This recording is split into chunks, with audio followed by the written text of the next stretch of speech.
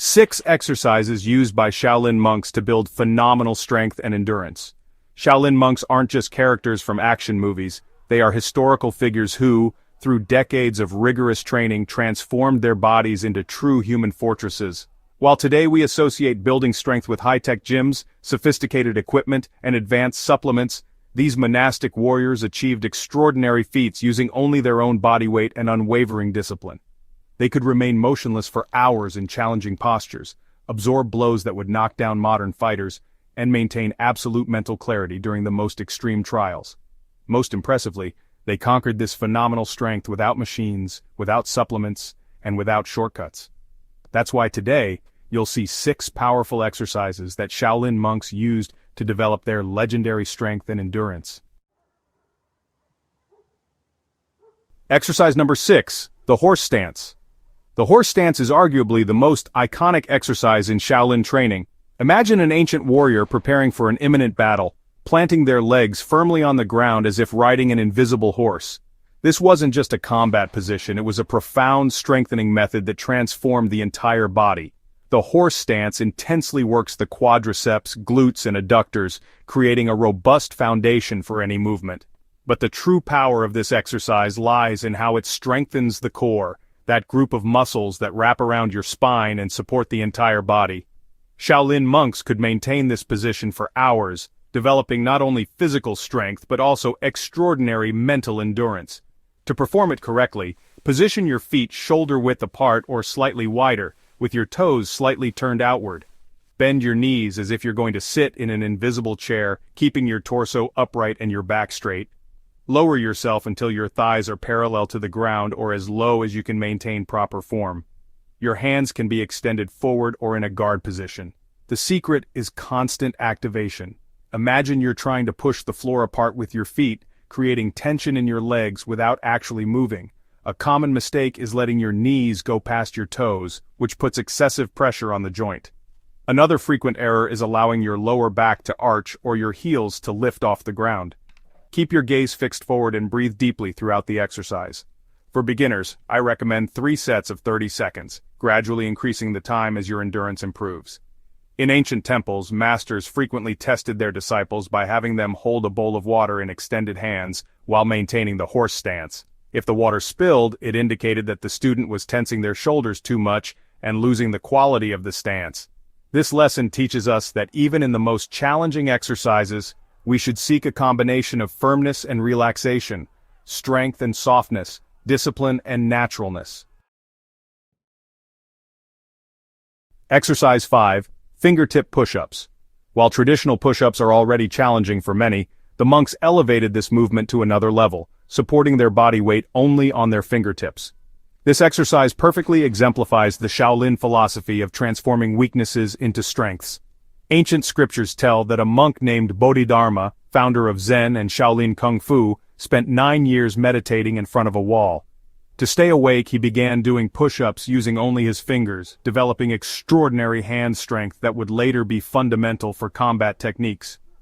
This exercise intensely works the chest muscles, triceps, and shoulders, just like conventional push-ups. However, the difference lies in the incredible overload it places on the muscles and tendons of the fingers, wrists, and forearms. This specific strength in the extremities was crucial for the monks' attack and defense techniques, allowing precise and devastating strikes, as well as the ability to grasp and control opponents with supernatural ease. Additionally, the exercise develops the core and shoulder stabilizers, creating a bulletproof torso against injuries. To perform it correctly, start in a high plank position with your arms extended and hands under your shoulders. Now comes the challenge. Lift your palms off the ground, keeping only your fingertips in contact with the floor. Distribute your weight evenly among all fingers. Keep your body in a straight line from heels to head. Engage your core and lower your body by bending your elbows. For beginners, it's advisable to start with knee push-ups, gradually progressing to the full version. A common mistake is trying to use only the index and middle fingers. All fingers should participate to distribute the load properly and avoid injuries. Another frequent error is allowing the elbows to flare out to the sides, which reduces triceps work and puts unnecessary strain on the shoulders. For modern beginners, I recommend starting with 3 sets of 5 repetitions with an emphasis on movement quality and maintaining proper form. If necessary, do push-ups against a wall or with your knees on the ground. Progression is more important than quantity. A few minutes daily dedicated to this exercise can, over time, completely transform the strength of your hands and arms.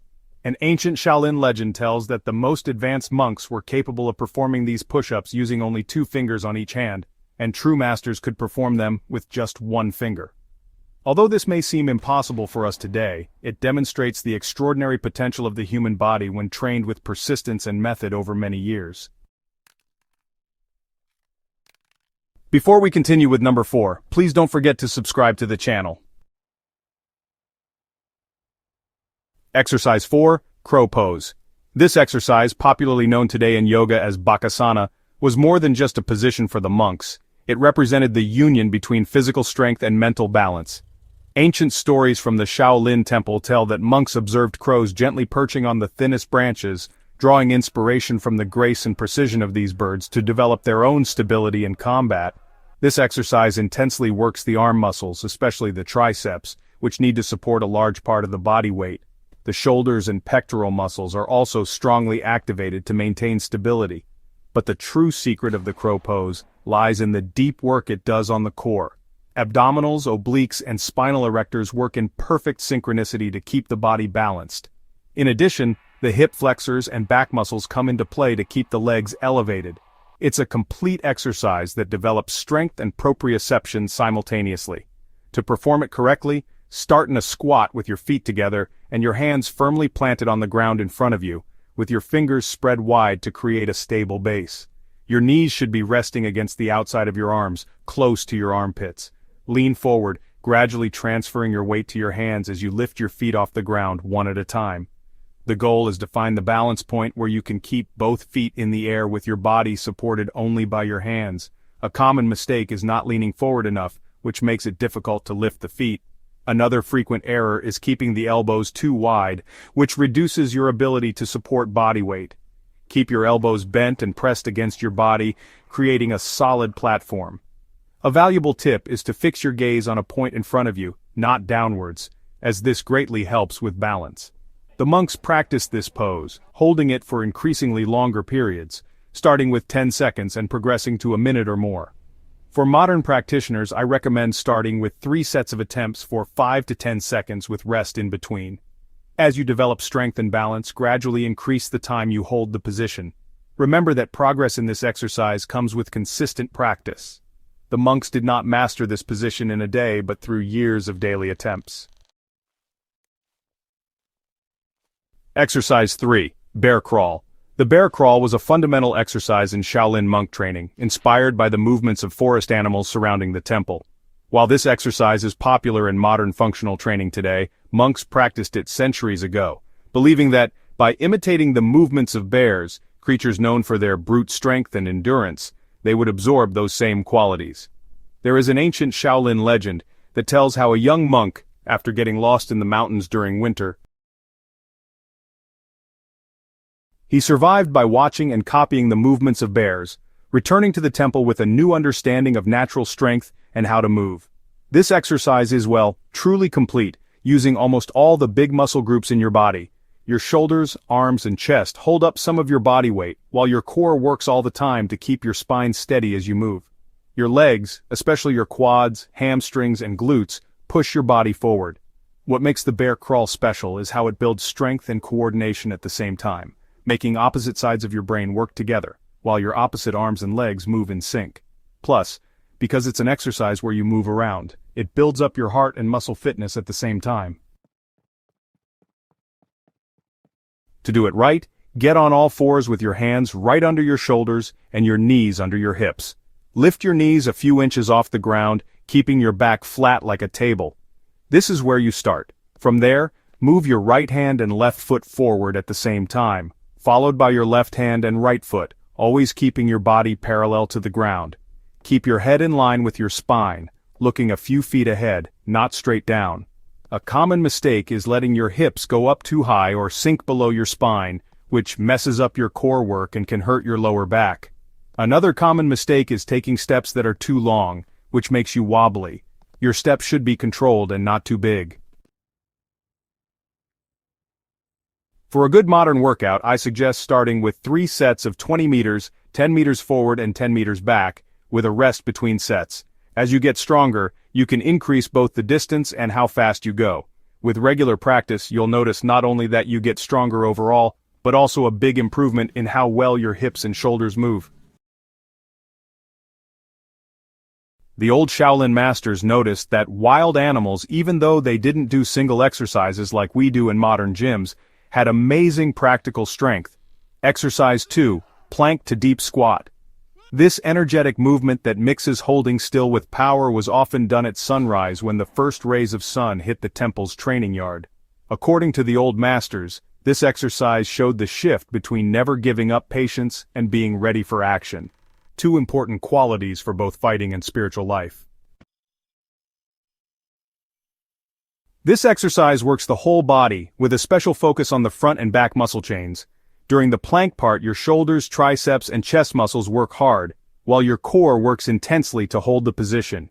When you move into the squat, your hip flexors, abs, and lower back muscles work together in a complex movement that needs strength and exactness.